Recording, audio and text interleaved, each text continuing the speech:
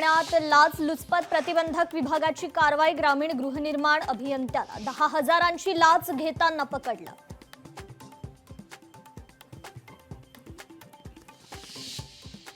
कंत्राटदार संघटनेचं कोल्हापुरातील जिल्हा परिषदेसमोर लक्षवेधी आंदोलन. शासकीय कामांच्या थकीत बिल तातडीनं मिळावं यासाठी आंदोलन.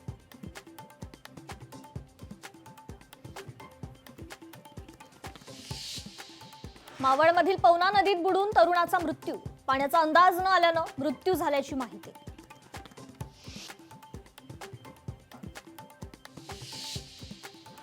नवी मुंबई पालिका आयुक्त कैलास शिंदेंनी केली नालेसफाई कामांची पाहणी. नालेसफाईची कामं वेळेत आणि दर्जेदार पद्धतीनं पूर्ण करण्याच्या अधिकाऱ्यांना सूचना.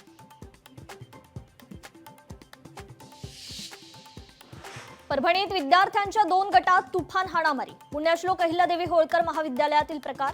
शिक्षकांनी हाणामारी सोडवतानाचा व्हिडिओ केला व्हायरल.